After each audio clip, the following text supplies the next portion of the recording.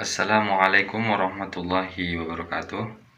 Baiklah, langsung kita simak pendapat dari Kiai Haji Abdul Somad dan juga Gus Baha mengenai pro kontra suara pengeras azan.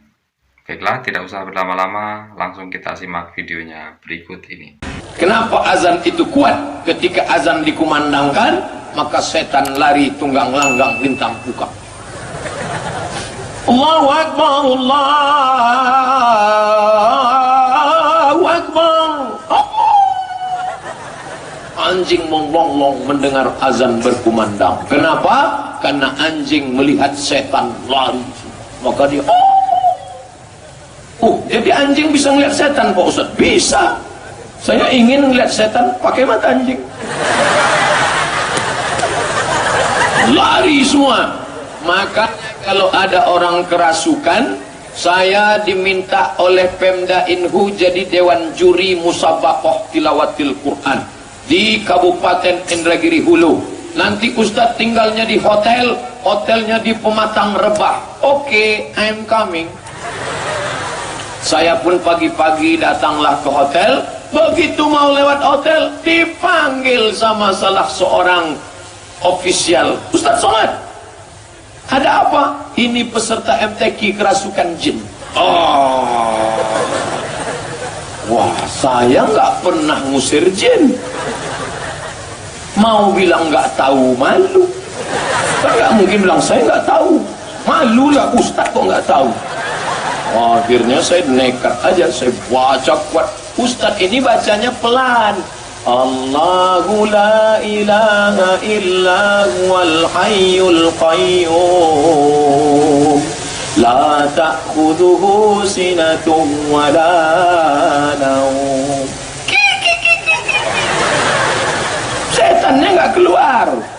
Itu kejadiannya di Pematang Rebah. Pas saya dipanggil, baca Ustaz. Ingat saya, kalau suara kuat setan lari. Mana telinganya? Nih saya baca kuat. Allahu la ilaha illa huwal hayyul qayyum la ta'khudhuhu sinatun wa la naum lahu ma fis samawati wa ma fil ardh. Sehat ya? Entah setannya lari, entah dia terkejut, wallahu alam. Yang jelas selamat saya hari itu. Sejak itu berhenti saya jadi Dewan Juri di Indonesia. Aku bisa dipanggil lagi. Yang kerasukan jin perempuan pula. Bapak Ibu yang dimuliakan Allah SWT. Jadi zikir kuat-kuat itu untuk ngusir jin, setan, hantu. Makanya kalau ada orang dekat masjid marah, jangan kuat-kuat azan, jangan kuat-kuat. Berarti di kepalanya ada, bukan saya yang ngomong. Kecilkan volumenya, golok dia, kecilkan volumenya, kecilkan. Maka apa yang perlu kita lakukan? Ikat tangannya, azankan ke telinga sebelah kanan. Allahu Akbar, Allahu Akbar. Kenapa boleh berzikir kuat-kuat? Kan ayatnya jelas nih melarang, nggak boleh zikir kuat. Walqur rabbaka fi nafsika, sebutlah Tuhanmu dalam dirimu, jangan kuat-kuat. Jangan kuat-kuat, dalam diri saja. Ayat itu ada ayat sebelumnya, Mas. Makanya ayat jangan dipotong. Inilah bahayanya kalau tukang sunat jadi tukang ayat. Di sunatnya juga ayat itu. Baca ayat sebelumnya. Wa idza quri'al Qur'an.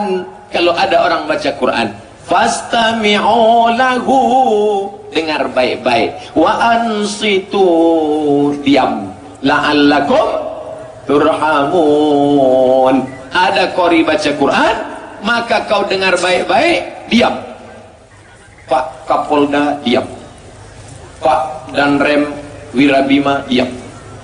Pak Bupati, diam. Saya pun diam dengar bacaan Quran tadi.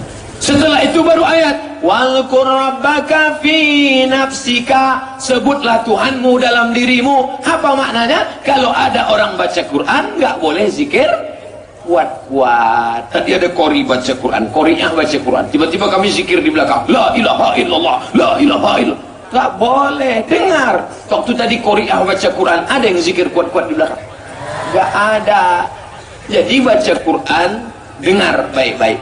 Dua, menyebut Allah Ta'ala kuat-kuat bukan berarti Allah tuli pekak bisu, tapi untuk ke kita yang imannya mencela-mencele, yang masih was-was, maka diperkuat dengan la ilaha illallah. Makanya kalau ada orang mau mati, bisikkan ke telinganya, la ilaha illallah. Man qala fi akhir kalamihi la ilaha illallah dakhala al-jannah. Siapa yang akhir kalamnya la ilaha illallah, maka dia masuk surga. Mudah-mudahan kita semuanya akhir kalam la ilaha illallah.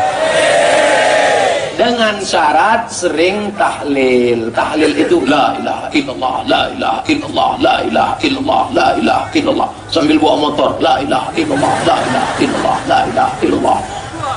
Saya bangga melihat masyarakat kita sambil bawa motor berhenti di lampu merah pun tetap bertahlil. Dan kelihatan dari mulutnya. Masya Allah, lihat dia tahlil. Rupanya handphone di celah helm. Di mas, kok dicikok ya? Orang ketok biye gitu. Sedang-sedang di orang teko kene. Siapa yang sering tahlil la ilaha illallah, maka insya Allah matinya husnul khatimah. Mudah mengingatkannya. Makanya yang sudah punya anak ingatkan, Dok, kalau aku nanti mau mati sakratul maut, tolong bisikkan la ilaha illallah. Yang belum punya anak kasih tahu istrinya, oh my darling, nek sampean sudah melihat aku mau mati, setengah napasku pergi, maka tolong kau bisikkan ke telingaku la ilaha illallah. Saya kasih tahu dulu istri saya waktu pertama-pertama awal nikah. Nanti kalau nampakmu aku mau mati, tolong bisikkan ke telinga sebelah kanan. Sekarang banget, nanti ya. Sekarang pula gitu. Cepat aja dia kita mati. Maka bisikkan la ilaha illallah. Tapi kalau orang nggak pernah tahlil, nggak pernah la ilaha illallah, susah. Bolak-balik dibisik ke telinganya, la ilaha illallah. Orang gelem. La ilaha illallah. Sampai 2 hari 2 malam tak mati-mati. Akhirnya datanglah orang jumpai ustaz-ustaz, tolong ini, setiap Allah geleng terus. Mana orangnya ini? Oh, saya tahu. Gak perlu pakai Allah. Jadi gimana? Sebentar. Mati langsung, ini kan? Ustaz melihat kenapa? Bala 6. Mati langsung. Ya itu udah semua manusia itu wahum yakhisimun. Makanya sampean kalau beda pendapat itu sing biasa wae. Joko wong saiki kan beda pendapat geger. Beda pendapat itu sudah fitrah. Enggak mungkin lah. Kita ada beda pendapat itu enggak mungkin.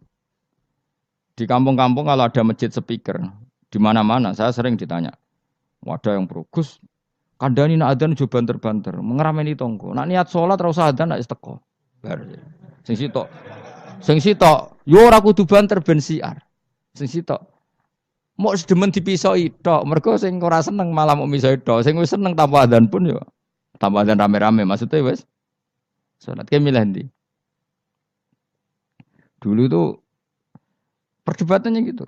Abu Bakar nak wiridan ning masjid tuh wirih banget. Selirih-lirihnya. Umar nak wiridan bianter. Tapi ranggosan sistem wong zaman itu, tapi banter aja. Tapi sing rameni lah, intinya sing rameni. Ketika Abu Bakar ditanya Rasulullah, ya Abu Bakrin, kenapa kamu melirihkan suara? Jadi saya itu malu sama Allah.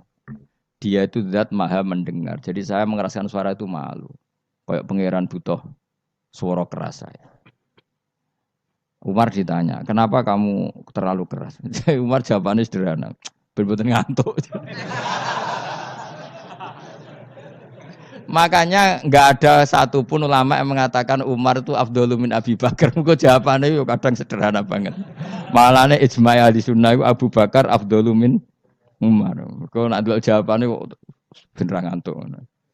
Padahal jawabannya Abu Bakar, kalau nu isin kalian pangeran. Yang maha pendengar kok banter-banter. Rasulullah dalam banyak hal ya gitu, ketika banyak masalah, itu sahabat dongo banter-banter. Nabi duka, innakum latatuna as-somma. Kamu tidak berdoa sama zat sing budek. Maka kamu enggak usah banter-banter. Jadi andaikan ada istighosah pakai sound system banter-banter itu ya perlu dipertanyakan. Lah pangeran wis krungu gegere ngono lho apa misalnya. Tapi misalnya mazhab itu kamu pakai. Terus ada pertanyaan, dangdutan saja banter. Kenapa kalimat thayyibah tidak boleh banter? Masalah mana? Ya asal ijek donya itu masalah. Kemilan dia. Ini cerita saja. Kalau manusia itu istighosah jaluk tulung sapa? Pangeran kan? Pangeran sudah dengar tanpa sound system apa enggak? Kenapa banter-banter? Tapi kalau tadi dibalik, dangdutan saja banter-banter. Kenapa kalimat thayyibah tidak boleh banter-banter? Jadi manusia itu memang potensinya. Karena dalam fikihnya itu tak warai Kang, sampean ben fanatik mazhab Syafi'i. Sebenarnya Imam Syafi'i itu ya manusia, sampean bisa tidak cocok. Tapi masalahnya kan otaknya jauh. Otaknya jauh, ilmunya jauh. Sekarang saya tanya, khutbah itu syarat sahnya Jumatan orang berapa dalam mazhab Syafi'i? 40.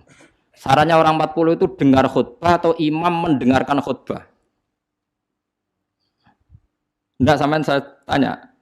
Imam memperdengarkan khutbah atau orang 40 dengar khutbah? Loh beda. Makanya harus ngaji itu serius. Ngaji mondok rahatam gitu. Misalnya saya jadi imam, khotib. Yang dengarkan saya orang 40. Bisa saja yang dua itu kopok. Tidak dengar memang karena kopok. Atau yang 4 omong-omongan, nggak ngurusi. Tapi imam tetap dengan suara yang pengandaiannya orang normal itu dengar. Makanya kata fikih-fikih Syafi'i, wa yajibu isma'u arba'in wa illam yasma'u fi'lan. Yang penting seorang khotib memperdengarkan suaranya yang andekan dalam keadaan normal orang 40 itu dengar. Wa illam yasma'u mersi pun hakikat mereka tidak dengar. Karena mungkin omong-omongan, ada suara mobil, bising, tidur, gosip, macam-macam. Makanya itu perdebatan fikih. Yang wajib tuh isma'u arba'in atau sama'ul arba'in. Memperdengarkan atau hasil apa? Dengar. Lah baca bismillah ya seperti itu. Yang penting itu imam membayangkan mereka dengar atau hasil dengar. Paham sih kalau maksudnya? Makanya perdebatan fikih itu pasti seperti itu. Misalnya seorang guru. Sementing seorang guru atau kiai itu memahamkan. Dia sudah pakai bahasa yang baik, intonasi yang baik. Apa hakikatnya mesti Anda paham? Kan enggak juga. Mungkin sembulat mikir tanggal, wedi bayar BPKB sesuk macam-macam ono ngaji sembah. Sembang-sembah ngaji ngono sumpah. Tapi ketika seorang guru dengan standar yang baik metodologinya disebut mufhim, memberi pemahaman. Meskipun yang mendengar tidak paham. Atau orang lain tuh paham, padahal gurunya buruk. Karena otaknya sudah baik. Omongan keliru paham. Wah itu malah hebat. Macam wis pinter. Lah ya makanya jadi perdebatan dalam mazhab Syafi'i. Ya, perdebatan ulama sampai seperti itu. Dalam khutbah itu yang penting orang 40 dengar atau yang penting adalah khotib memperdengarkan. Paham kalau maksudnya? Jadi itu beda. Lah ulama itu mikir sampai ngono, Kang. Ya bulet tenan, Gus. Ngono kok mbok bantah, ngono mikire tok kono kok mbok bantah. Kowe mikir mau mikirnya berarti kandani terus mulai mikir. Wong ilmu terlambat kok mikir bantah ulama sing wis mikir lama. Mulai kalau seneng nak debat ayo ulama-ulama riyen lucu-lucu debat. Makanya dulu abahnya Said Muhammad itu Said Alawi itu pertama kali menangi ada mukabbirus saut, ada mik. Ya mik seperti ini. Ulama-ulama Mekah janggal. Ini sah apa ndak Jumatan dikhutbahi pamit. Karena syaratnya makmum itu mendengarkan suara khotib. Padahal dengan adanya mik suara khotib itu menjadi lirih. Kan nggak mungkin bengok-bengok sudah ada mik. Berarti yang didengarkan mereka itu suaranya mic, suaranya speaker, bukan suara khotib. Andai kan tanpa mic kan nggak terdengar. Mulai kontroversi, sah apa ndak sah?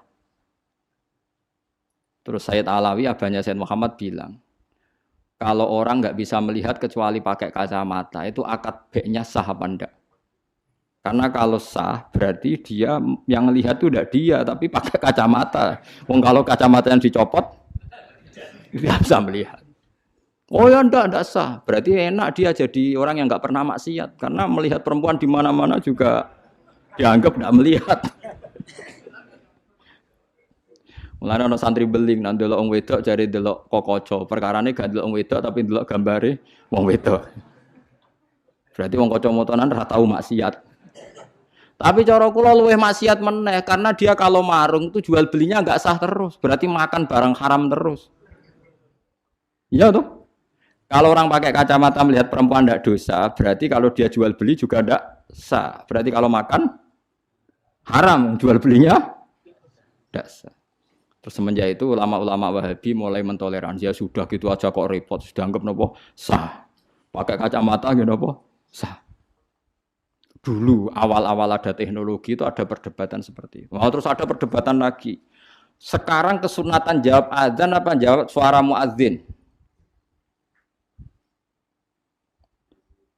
Loh, siapa? Mulai bingung tuh sampai lagi orang tahu ngaji. Kalau suara muadzin sekarang ada masjid modern terutama kalau Ramadan. Mergo Bilal ya ape mangan disetel wae radio. Kalau muadzine Kang radio disetel azan niku sunatan jawab to ora? Wong gak ono muadzine. Mau rekaman azan. Lha ora tau mikir to. Ya ono kiai kados teng daerah sarang biasa, wonten azan teng masjid napa-napa. Sing radiusnya kan 1 kilo. Ngaji diterusno. Alasannya ini tidak suara muadzin, andai kan tidak pakai speaker kita tidak dengar. Ya dianggapnya tidak dengar, tenang aja macam. Karena sekarang tuh repot kan. Tapi kalau melihat azan tuh kalimat yang sakral, mendengar kalimat sakral, misalnya, sama saya tanya, kesunatannya itu mendengarkan bacaan Quran atau mendengarkan pembaca Quran? Bacaan Quran kan, kamu yakin kan kalau rekaman Quran didengarkan sunat enggak? Sunat, padahal tidak ada yang baca.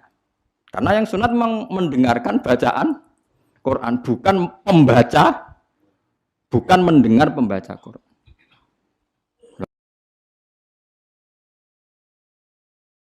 Ulama mikir nganti kono ora pusing. Ngono mikir abot ngono jebule wong sowan mau njuk pangestune kula buka toko, waduh. Musibah. Mikir tenan-tenan jebule konsumennya mau takok njuk donga perkara buka napa toko ben laris. Nek ora laris nyalahno jare dongane ra mati. Nek laris jare perkara dekne telaten buka, aduh seloro kabeh dadi ulama. Mane kula jak istisqa ora pati gelem. Ngono niku misale udan jare musim wae. Nek udan jare kiai ra mandi bareng udan jare wis musim mergo Desember. Lah niki kiai-kiai teng daerah kula wis pinter kerja istisqa kok orang musim udan do gak gelem. Takok kiai sing ahli falak, iki wis musim to urung? Dereng, ampun sakniki istisqa. Yakin kula radio kula niku kiai dadi melok dil-dile niku dadi kula. Dadi ana kiai sing ahli falak iku. Ampun sakniki niki dereng musim. Demen isin maksudnya. Wah, kiai saiki sudah pinter Kang, sudah akeh. Lah dikritik terus ora ono sing nyalami templek, mbok dikritik tok wis atok diakali ae. Bareng wis diitung musim hujan kira-kira udane Selasa, istisqa Senin. Mandi Kang rinane udan. Mergo daerah liya sing ra istisqa ya udan juga. Terus wayahe. Lho nek nabi beda Kang, nabi ku iso ngatur malaikat udan, gak wani Kang malaikat. Nabi ku wong paling diwedeni malaikat sak donya. Dadi ketika Nabi khutbah ana wong desa ya Rasulullah halakatil amwal donya rusak gara-gara ana udan ngene-ngene. Nabi tangane diangkat njuk udan malaikat bagian udan terus bingung kabeh langsung udan saat itu juga. Semua ini sapa? Nah, malaikat itu karena Nabi ngutus udan, ya udan terus sampai seminggu ora ana instruksi stop. Wah, malaikat terus repot ngadepi malaikat tuh. Wah, akhirnya saya ora rusak perkara kekeringan tapi rusak mergo sapine untane do katut banjir. Jumat berikutnya ya Rasulullah halakatil amal sakniki rusak malih tapi ora perkara ora ana banyu tapi kebanteran banjire. Wah, akhirnya Nabi ndonga meneh mau didelok tok langit. Allahumma khawalena wala alena mandek. Makanya Abu Hanifah itu menolak sholat istisqa. Dia bilang ketika Nabi dulu itu tidak istisqa. Cukup sambil khutbah beliau dongo. Tapi Nabi mandi kan rasa istisqa, rasa lapangan, rasa macam-macam. Nabi sing so nandingi Nabi sinten. Nah kita kan akhir-akhir ra mandi kan. Satu ilmiah sithik wae. Iki rong musim yo enteni sabar sing ngono jujur ae. Allah kagungan adat ana musim Shawaif, Rabi, Kharif. Musim piro sekawan gini napa lagi? Iya sekawan iki. Kharif kula ora arape Kharif, Rabi, Sita, Shawaif. Robi kok cara kene kok. Ora rendeng ya ora ketiga wae. Semi, ora Eropa ya ora mareng ya, mareng. Robi labo, Sita musim hujan, Soef musim ketiga. Difahami terus dadi kiai ku angel. Mulane ulama-ulama sakniki sering berdebat ngoten. Yang penting itu orang 40 mendengar atau khotibnya dengarkan. Makanya suara muadzin itu kita menjawab suara muadzin pas suara speaker. Karena kalau sekarang rusak kabeh, sama dulu teng kita fikih misalnya teng Fathul Wahab, teng Fathul Muin. Orang itu wajib mendatangi Jumatan sejauh mendengar suara muadzin. Nah, ngoten nggih sebagai sejauh mendengar suara muadzin. Asumsinya muadzin itu di menara yang tinggi, ma'hudu is-sauti, suara itu enggak bising. Berarti kira-kira itu hanya sekitar 500 meter. Ngantos sak kilo nggih, Pak. Mboten nganti kan. Saiki swara nganggo speaker bianter 3 kilo wae. Krungu. Wong nek sound sisteme apik. Apa wong sing krungu 3 kilo wajib Jumatan di tempat situ? Wong di situ yang memperdengarkan 3 kilo nyerang daerah lain. Iya ta ora? Sampeyan ora tau mikir ngono to? Wong ora tau dawuh ahli fikih. Mulane sakniki menara rapati payu Kang dhisik Rasulullah ngutus menara mergo muadzin menek Kang kados menara Kudus riyen muadzin ku menek. Saiki menek ngos-ngosan tok tetep ae padha ae untung ngono nganggo apa? Speaker. Saiki gawe menara speakere dak kok menara wonge ning isor. Riyen niku bedhug kaya menara Kudus dak kok dhuwur Kang. Muadzine mendhuwur, bedhuge dituthuk. Saiki gampang Kang. Speakere ning dhuwur, bedhuge ning isor dituthuk nganggo mic. Wes cuk. Nah, mulane iku al hukmu yaduru mailatihi wujudan wa adaman. Hukum iku nak masalah hukum-hukum sosial ngoten berubah sesuai alasane. Si alasan wujud, si alasan ora ono. Perkarane nak nuruti modern nggih. Apa sing dialami zaman Nabi saiki rubah. Rubah sedanten. Mulane sing ngaten iki al hukmu yaduru mailatihi wujudan wa adaman. Hukum itu bisa rubah. Riyen kesunatan menara mergo dienggo muadzin. Saiki menarane dienggo napa? Dienggo napa? Speaker. Muadzine cukup ning isor. Kula riyen ndelok film-film Fathu Mekkah riyen Bilal sak akeh tenan. Pertama adzan teng Mekkah niku ora ana menarane. Bilal menek Ka'bah. Mergo anane nggon dhuwur nggih napa? Menek Ka'bah. Klambine dicuwoplok menek terus adzan. Nggih pancen tenan teng tarikh-tarikh teng kitab nggih sami sama seperti yang di film-film Ka'bah niku. Mulane wonten tiyang kafir nembe masuk Islam tapi jek sombong. Muni ngene, bejo bapakku wis mati. La ya rohadal ghurab yas'adal Ka'bah. Ora roh gagak irengi munggahi Ka'bah. Dadi dek wis Islam tapi uteke jek sombong. Cek bejane bapakku wis mati jare. La ya rohadal ghurab yas'adul apa Ka'bah. Ora roh gagak ireng munggah apa Ka'bah. Kaya apa tersiksane bapakku nak menangi gagak ireng munggah napa? Ka'bah. Utek elek. Wis Islam padahal iku kan. Cuma napa? Uteke cek utek kafir maksudnya. Cek sombong kamane cek. Menganyaran napa? Ajaran Islam.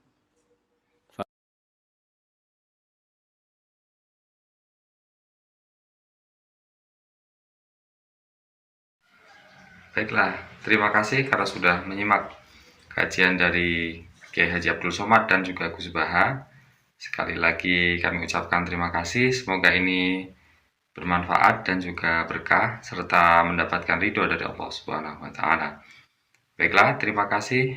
Kami akhiri. Wassalamualaikum warahmatullahi wabarakatuh.